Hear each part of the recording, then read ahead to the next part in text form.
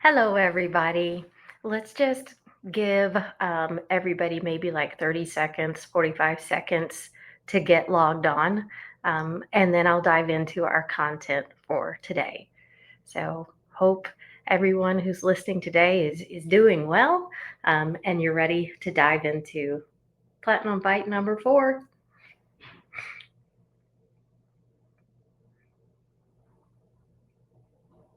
All right. Just a couple more seconds, and then I'm going to just dive in. Thanks for being patient.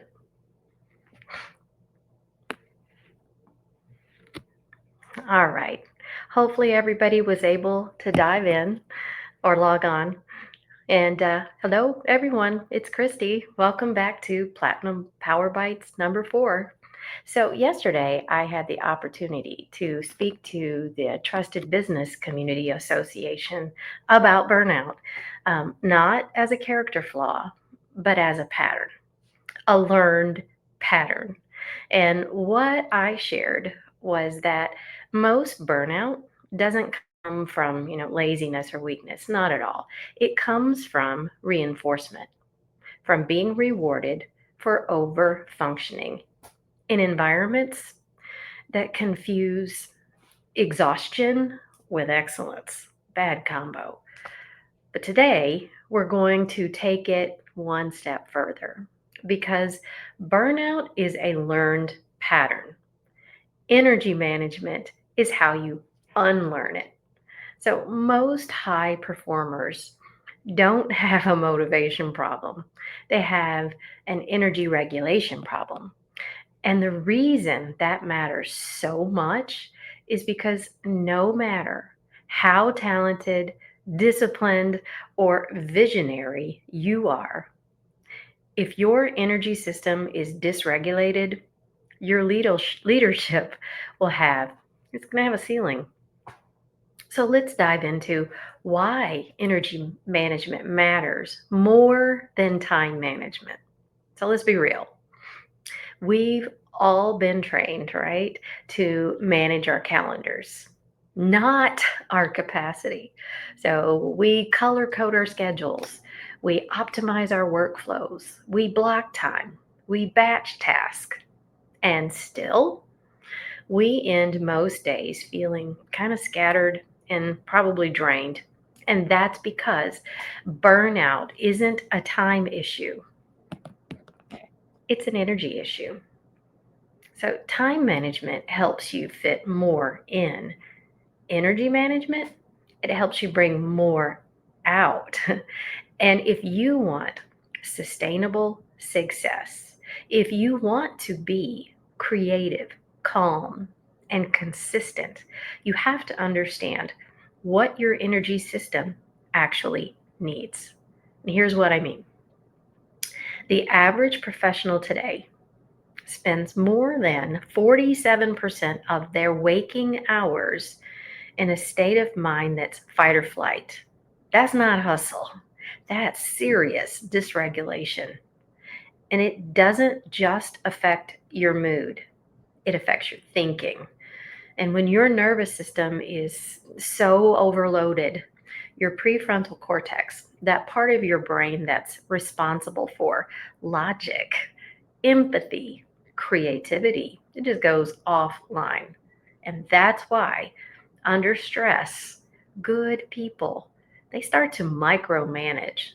They start, reacting instead of responding. And they start confusing movement with progress, right? So let's talk about the 4 energies that drive sustainable leadership. In behavioral science, we talk about reinforcement systems, how small patterns create big outcomes. And in consciousness work, we talk about energetic coherence, how aligned systems create sustainable power. So when you put those together, you get what I call the 4 energies of sustainable leadership. So let's break those down. First is physical energy, your biological foundation. This is the part that most people skip. because it feels too simple. But your body is your performance vehicle. So when you ignore sleep, hydration, sunlight, and movement, you're trying to drive your Ferrari on fumes. So ask yourself, do you start your day reactive, checking notifications before your feet even hit the floor? Or do you give your body a cue of safety before you begin? 3 breaths, light stretching, or silence before the input. Those 60 seconds can change your entire energetic trajectory for the whole day. Second is emotional energy, your capacity to stay regulated under pressure. Emotional energy, it's not about being positive, it's about being present. It's the difference between reacting from old fear and responding from current truth. The marker of emotional depletion is not sadness, it's disconnection. So, when you catch yourself saying, I don't care, or whatever, it doesn't really matter, that's not apathy. That's fatigue disguised as indifference. And leaders who learn to track the emotional energy of their team lead with precision instead of projection. They stop leaking energy into stories that aren't even true anymore, right? So the third energy is cognitive energy, your sort of focus bandwidth. Think of this as your brain's attention economy. Every decision costs something. When you have too many tabs open, like literally or mentally, you're burning cognitive fuel. And the antidote isn't doing more efficiently, it's doing less deliberately.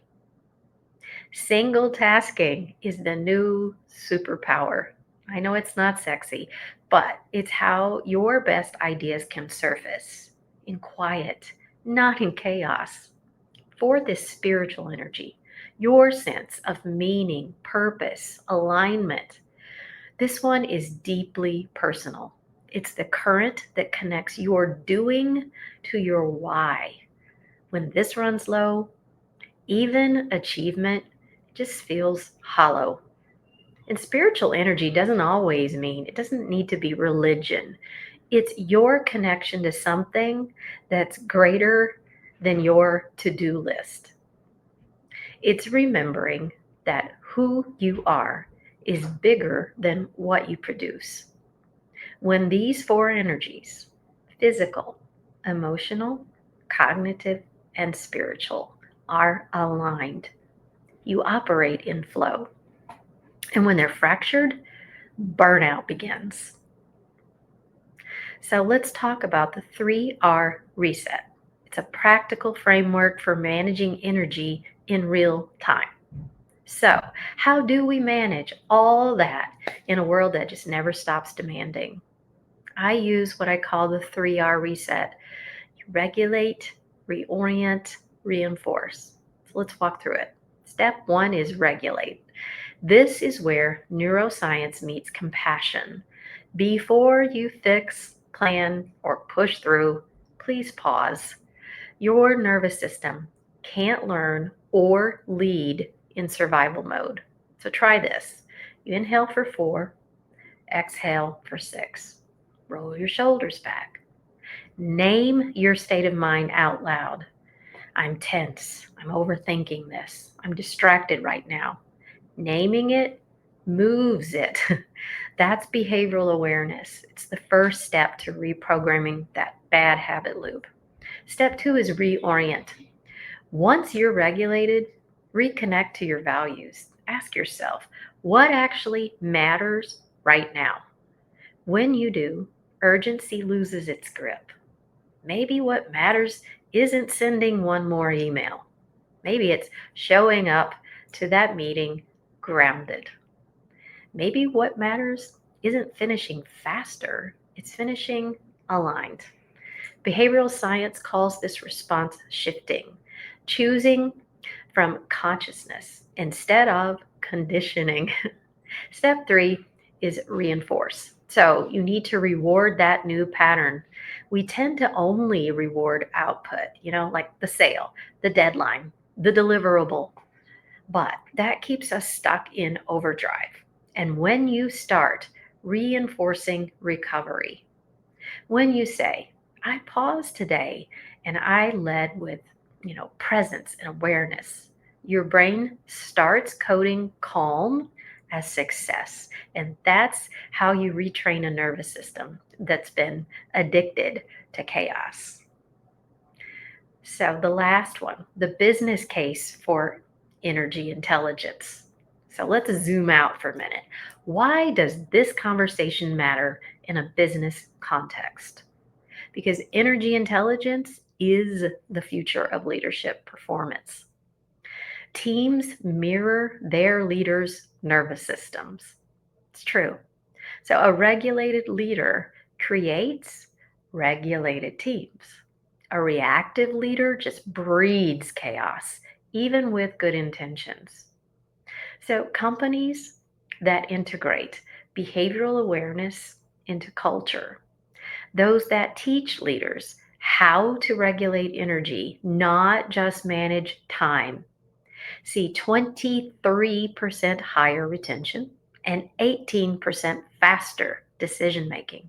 Why? Because psychological safety isn't built from trust exercises, it's built from nervous system coherence. So, when people feel safe, their creativity just skyrockets. And when they feel threatened, their innovation, it just disappears. Energy management isn't a wellness conversation per se, it's a profit conversation, a retention conversation, a longevity conversation. So let's dive into the identity shift. Leading from wholeness. Here's the deeper layer. Behavioral patterns are downstream from identity. You can teach strategy, but you can't sustain it without alignment. And most burnout isn't a sign of failure, it's a signal that your identity has outgrown your habits. The leaders who thrive in the next decade will be the ones who integrate both sides, right? The science and the soul. The ones who understand that leadership isn't about doing more, it's about becoming more whole. So ask yourself, where am I still managing my own energy from fear? And what would it look like to lead from regulation instead of reactivity? All right, let's land this plane.